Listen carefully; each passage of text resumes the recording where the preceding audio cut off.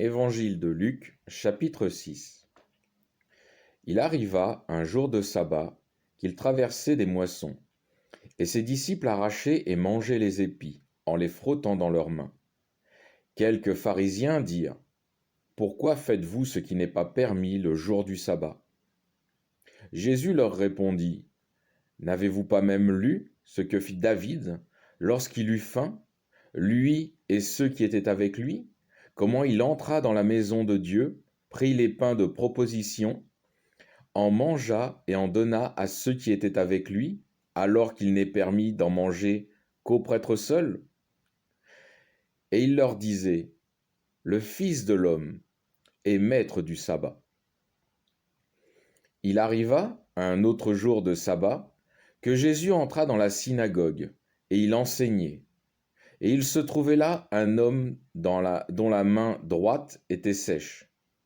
Or, les scribes et les pharisiens épiaient pour voir qu'il guérissait le jour du sabbat, s'il guérissait le jour du sabbat, afin de trouver à l'accuser.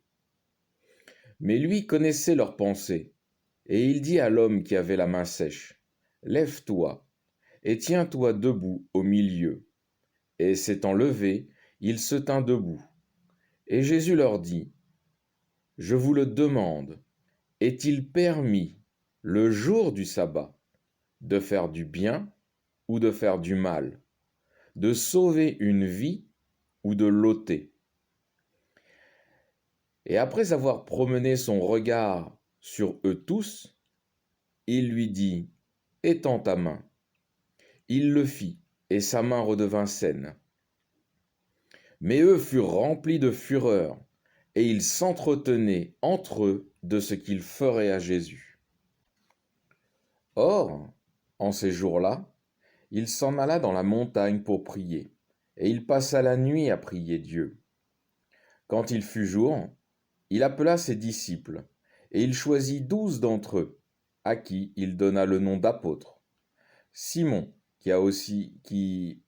à qui aussi il donna le nom de Pierre, André son frère, Jacques, Jean, Philippe, Barthélemy, Matthieu, Thomas, Jacques fils d'Alphée, et Simon surnommé Zélote, Judas le fils de Jacques, et Judas Iscariote, qui devint traître.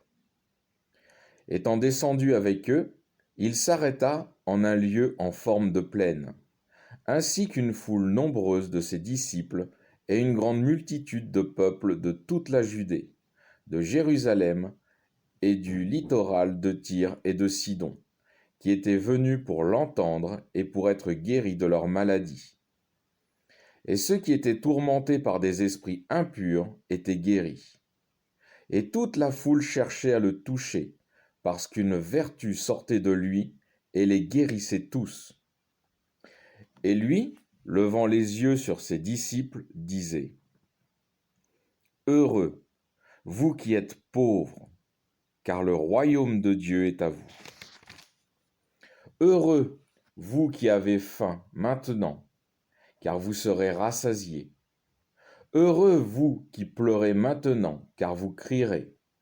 Heureux serez-vous lorsque les hommes vous haïront, lorsqu'ils vous excommunieront et insulteront, et proscriront votre nom comme mauvais à cause du Fils de l'homme.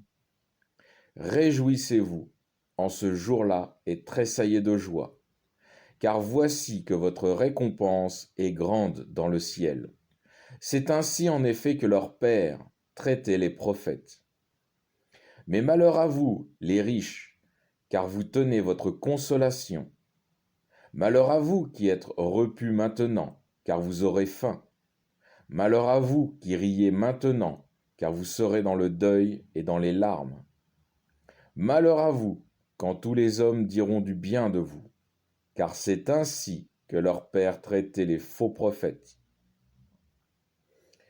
Mais à vous qui m'écoutez, je dis: aimez vos ennemis, faites du bien à ceux qui vous haïssent, bénissez ceux qui vous maudissent, priez pour ceux qui vous calomnient. À celui qui te frappe sur une joue, présente encore l'autre, et à celui qui t'enlève ton manteau, n'empêche pas de prendre aussi ta tunique. Donne à quiconque te demande, et à qui t'enlève ce qui est à toi, ne réclame point. Et ce que vous voulez que les hommes fassent pour vous, faites-le pareillement pour eux.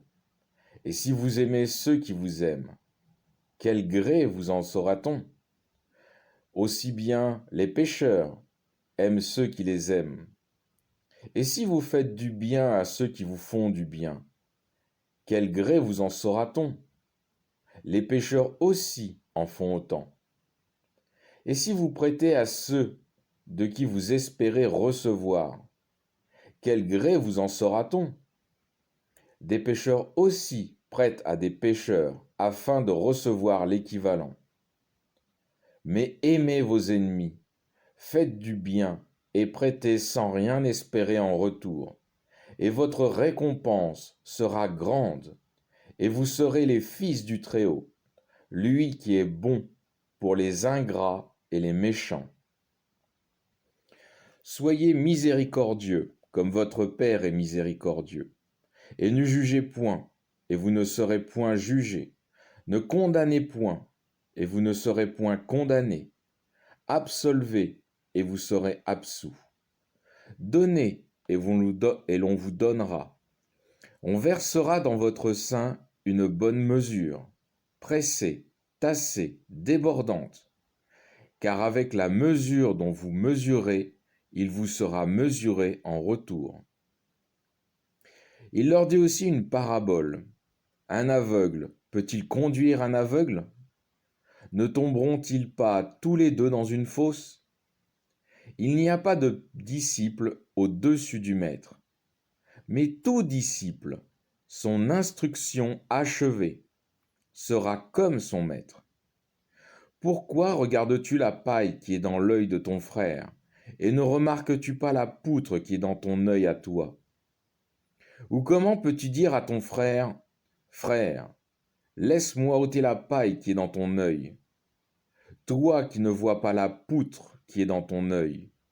Hypocrite, ôte d'abord la poutre de ton œil, et alors tu verras ôter la paille qui est dans l'œil de ton frère. En effet, il n'y a pas de bon arbre qui donne de mauvais fruits, ni non plus de mauvais arbre qui donne de bons fruits, car chaque arbre se reconnaît à son propre fruit. On ne cueille pas de figues sur les épines, on ne ramasse pas de raisins sur les ronces. L'homme bon sort le bien du trésor de bonté de son cœur, et du trésor de sa malice, l'homme mauvais sort le mal, car sa bouche parle du trop-plein du cœur. Pourquoi m'appelez-vous Seigneur, Seigneur, et ne faites-vous pas ce que je dis? Quiconque vient à moi, entend mes paroles et les met en pratique, je vous montrerai à qui il est semblable. Il est semblable à un homme qui bâtit une maison, qui a creusé bien avant, et en a posé le fondement sur le roc. Une inondation étant survenue, le torrent s'est rué contre cette maison, et il n'a pu l'ébranler, parce qu'elle était bien bâtie. Mais celui qui entend et qui ne met pas en pratique est semblable à un homme qui a bâti sa maison sur le sol, sans fondement. Le torrent s'est rué contre elle, et elle s'est écroulée aussitôt. Et grande a été la ruine de cette maison. Alors je vais faire une conclusion. Comme nous l'avons vu dans les chapitres précédents, Dieu se sert des situations de notre vie pour nous former, d'où l'importance de la confiance et de la foi en lui. Mais Dieu utilise aussi les situations de nos vies pour révéler nos cœurs, et le cœur de certains chefs juifs vont être révélés. Déjà, au verset 2 et 3, où quelques pharisiens orgueilleux considèrent que la loi de Moïse est au-dessus de l'amour de la miséricorde et de la pitié de Dieu. Ils ferment et verrouillent leur cœur pour rester dans le charnel qu'est la loi de Moïse. Cette même loi que si l'on cherche l'origine de chacune d'elles, renvoie à l'amour de Dieu, et donc aux 2 commandements qui la résument, énoncés par Jésus: tu aimeras ton Dieu de tout ton cœur et ton prochain comme toi-même. C'est tout l'esprit de la loi de Moïse. Mais ces pharisiens, ayant un cœur fermé, ne comprennent pas l'esprit de la loi, mais se contentent uniquement du côté charnel ou littéraire. Une autre situation au verset 7. C'est un jour de sabbat. Jésus enseigne dans la synagogue et un homme avec une main sèche était présent. Et le verset dit que les pharisiens épiaient Jésus pour voir s'il allait guérir l'homme et leur permettre ensuite d'avoir un mobile et de pouvoir l'accuser de violer le sabbat. Les pharisiens, estimés comme étant l'élite de la loi de Moïse et enseignants du peuple juif, le diable trône déjà sur une grande partie de leur cœur et de leur esprit. Le verset 11 conclut que les pharisiens furent remplis de fureur et s'entretenaient entre eux pour détruire Jésus. Ayant livré leur cœur et leur esprit au diable, ils accomplissent immanquablement les œuvres du diable. Toutefois, Dieu est bon, miséricordieux, et il pardonne volontiers à celui qui se repent. Le repentir, c'est reconnaître que notre cœur est mauvais, éduqué et influencé par le diable et son monde depuis notre enfance, et faire son maximum pour rejeter l'esprit du diable incrusté dans notre cœur, et de remplacer cet esprit malsain par celui de Dieu, en suivant le Christ, car il est le seul et unique moyen que Dieu a envoyé sur terre pour ramener à lui le cœur des humains. Fin du chapitre 6.